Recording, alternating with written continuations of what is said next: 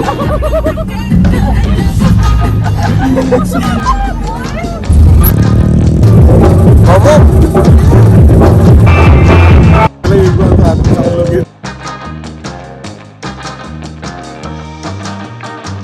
आज हम लोग प्लान कर रहे हैं डेजर्ट सफारी जाने का। डेजर्ट सफारी जिनको नहीं पता है तो यहाँ बहुत फेमस है यूएई। अगर आप आ रहे हैं तो ज़रूर डेजर्ट सफारी करें। और डेजर्ट सफारी लैंड क्रूज़र के थ्रू की जाती है। और land cruiser basically you have to book a package और फिर लैंड क्रूज़र आती है, आपको घर से पिक करती है। आपको एक लोकेशन दे देते हैं वो लोग, वहीं से आपको पिक करते हैं और वहीं पे ड्रॉप करते हैं। आपको ले जाया जाता है गांव के अंदर जहाँ पे ड्यून्स होते हैं, बहुत बड़े बड़े सैंड ड्यून्स, और उन पे से गाड़ी को स्किड किया जाता है। बहुत मज़ा आता है। अच्छा रूज, ये आपके पीछे आइस कैसे बन गई? दादी को अंदर नहीं आने दे रहा है। रूज दादी को बंद नहीं करते, दादी को आने दो।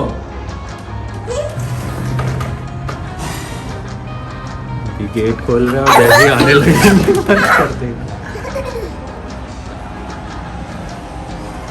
रूज आप दादी को अंदर क्यों नहीं आने दे रहे थे?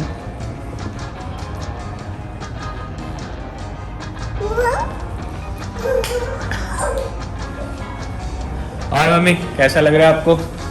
डेजर्ट सफारी पे आप जा रहे हो, आपकी क्या सोच है? आपको क्या लगता है क्या होगा डेजर्ट सफारी में? हम कार में बैठेंगे, फिर वही चढ़ाएंगे। डरोगे तो नहीं? नहीं, बिल्कुल नहीं। पक्का? पक्का पक्का राजपूत खून एकदम। रेडी? डर तो नहीं रही? मैंने 2 बार कर रखी है, मैं नहीं डरती। अच्छा तेरे को डर नहीं लगता? तेरे से पर मेरे को बहुत डर लगता है।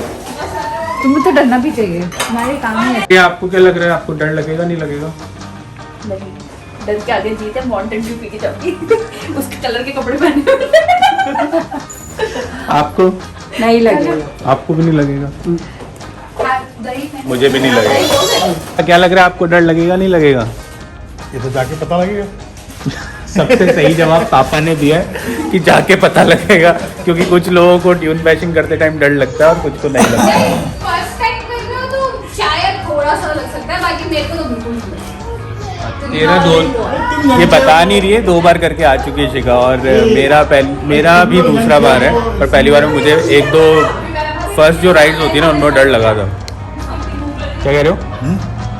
भाई तुम जवान लोग हो, इसलिए तुम्हारा हमारे में अंतर है।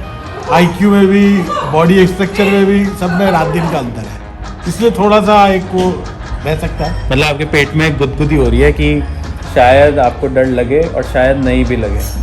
पर अगर डर लगे तो आप बोल देना, वो लोग फिर आपको दूसरी तरफ डर से लगे तो क्या, डर लगेगा तो सर तो दे ही दिया ओखली में। अब इस पार है उस पार है। मोस्टली से क्या डरना? हाँ ज़रूर ठंड होगी क्योंकि बहुत ओपन एरिया होता है और आज ऑलरेडी काफ़ी कोल्ड वेदर है, तो इट्स बेटर कि मैं एक जैकेट डाल ही लूँ। वैसे मुझे लग रहा है कि इस स्वेट शर्ट से भी काम हो जाएगा। ये मैं तो ऐसे ही डाल दी, अभी शिखा के चिल्लाएगी कि तुमने ऐसे क्यों डाल दी, इसको अच्छे से पैक करना चाहिए तो कर लो।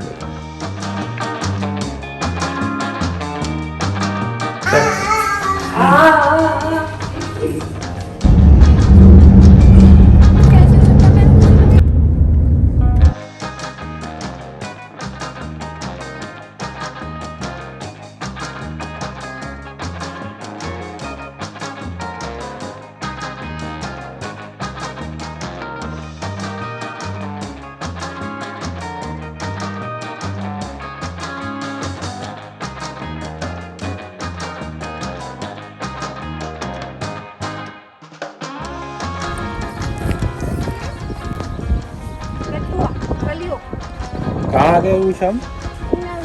गाँव लगते हमारे गांव जैसे ही रहा पूरा। जो पापा का फार्म हाउस है, फील तो इसका वैसा ही है।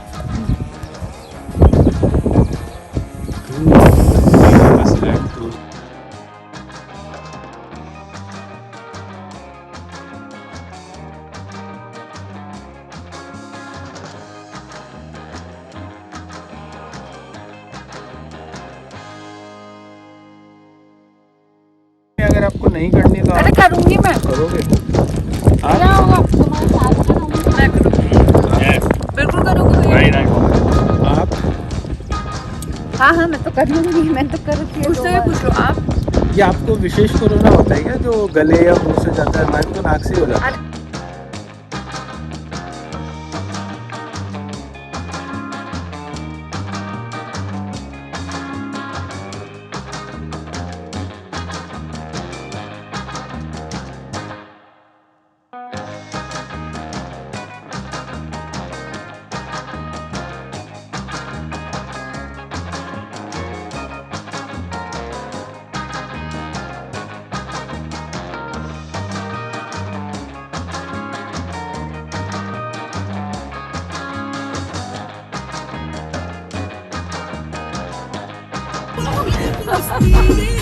हाँ भाई पापा, पीछे शक्ल भी दिखाओ। अब क्या माउंटेन ड्यू? हाँ बढ़िया।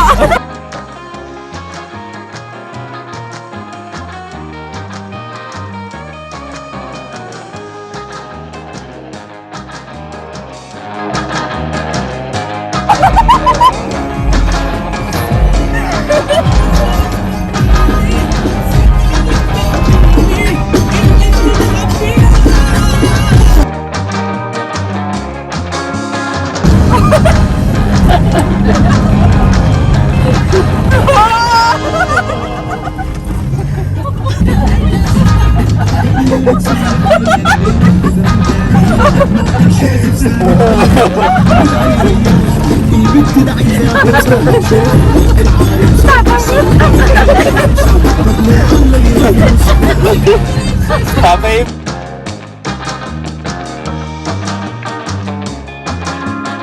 हाँ पापा मजा आया भाई, खूब मजा आया।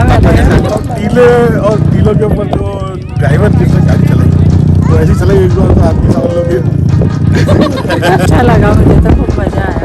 पहली बार ऐसा हुआ कि मम्मी नहीं डरी और पापा डर गया। कि मम्मी तो बैठी थी बीच में, इसके अगल बगल का दिख नहीं रहा। वैसे मैं उससे आधे घंटे के लिए लड़ रहा था, मुझे लगा बाद में इतना ही बहुत है और लड़ने का मतलब नहीं है।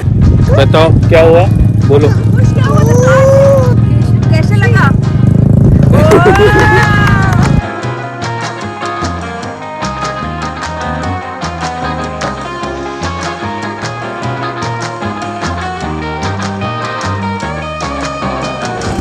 गई तो उशू को ही क्लैपिंग।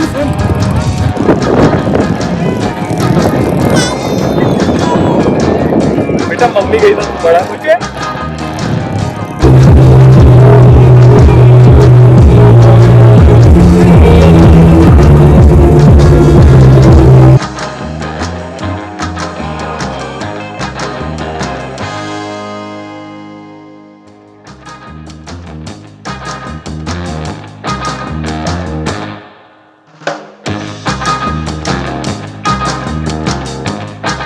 भाई अब हम कल जाके आ गए थे डेजर्ट सफारी, और मैं उसको व्लॉग को क्लोज नहीं कर पाया था। क्यों नहीं कर पाया था? क्योंकि देखिए मेरी शादी हो चुकी है, ठीक है, 6 साल हो गए मेरी शादी को, और मुझे अपनी शादी से और बचपन से लेके अभी तक जो मैंने कपल्स देखे हैं उनसे कुछ चीज़ें समझ में आई हैं कि एक तो पत्नियों की होती है 3 कैटेगरी मेरे हिसाब से। हाँ, इसके लिए मेरे को आप कोट ना करें। पहली कैटेगरी होती है जिसके अंदर हस्बैंड भले कितना ही गलत काम कर रहा हो पर पत्नी के अनुसार my husband is always right, ठीक है, भले ही गंदा काम भी कर रहा हो, कुछ भी कर रहा हो, उसका हस्बैंड हमेशा सही है। फिर दूसरी कैटेगरी जो कि मेरे हिसाब से रेयर है, वो ऐसी होती है जिसमें पत्नी तोल मोल करती है कि गलती पति की थी या पत्नी की थी, और फिर उसी हिसाब से वो लड़ाई को सॉर्ट आउट करते हैं। और तीसरी कैटेगरी जो मुझे लगी होती है वो ये होती है कि हस्बैंड भले कितना ही समझदार हो, भले उसको प्रधानमंत्री का कोई अवार्ड भी मिल गया हो, पर as per wife her husband is always wrong.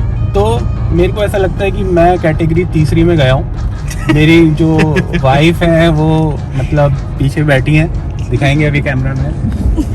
इनके हिसाब से मैं चाहे कितना भी अच्छा काम कर लूँ, मैं हमेशा ही गलत। भैया देख ली हूँ। फोकस करके निकाल तो वो भी है ना। हाँ, तो अब हमको बोलना है। और अब हमें कल जाना था डेजर्ट सफारी, तो डेजर्ट सफारी के लिए मैंने बुकिंग करी। अब हम जैसे ही वहाँ पहुंचे तो थोड़ा सा उसका ड्यून बैशिंग का टाइम प्लस माइनस हो गया, वो कम करा रहा था। तो मैडम आई, मैडम ने हमें वापस डांट दिया, राज इतनी सी ड्यून बैशिंग। तो अब इसके अंदर अब मैं क्या कर सकता हूँ, मतलब आप लोग बताओ, अगर ड्यून बैशिंग थोड़ी ऊपर हो गई, प्लस माइनस हो गई, तो मैडम को बुरा लग गया, इसलिए मैं क्लोजअप शॉट ले नहीं पाया। और अब मैं इसको क्लोज कर रहा हूँ, तो इस व्लॉग को मैं यहीं ख़त्म करता हूँ। अभी बस एक नई ट्रिप शुरू हो गई है और इस पे हम आपको बताएंगे कि आगे क्या होता है, वो अगले ब्लॉग में डालेंगे। और एक और चीज़, विचित्र प्राणी की श्रेणी के अंदर अभी भी मेरे हिसाब से तो पत्नियां बिल्कुल नहीं आती। ये पत्नियां पति का बहुत ध्यान रखती हैं। विचित्र प्राणी की श्रेणी में अभी भी वही अंकल है मेरे लिए जो बचपन में मेरे बाल लंबे होने पे मुझे लफंगा समझते थे। अब मैं उन अंकल का नाम तो ले नहीं सकता और वो मुझे आजकल वैसे मिलते भी नहीं है, पर ऐसे बहुत अंकलों की सोच है कि अगर लड़के के बाल लंबे हैं, अब मानो यार कोई बच्चा खेलने में ज्यादा उस्ताद हो या पढ़ने में ज्यादा टाइम लगाता हो, नहीं चाहता वो बाल कटाने, उसकी मर्जी। अब एल्बर्ट आइंस्टाइन के भी तो इतने लंबे लंबे बाल थे, तो अब क्या इसने कोई इन्वेंशन नहीं करी? अब भी ऐसी छोटी सोच वाले अंकल लोग अभी भी विचित्र प्राणी में ही आते हैं मेरे लिए। आपके साथ भी ऐसा एक्सपीरियंस हुआ हो तो आप कमेंट्स में डाल सकते हैं। Bye bye.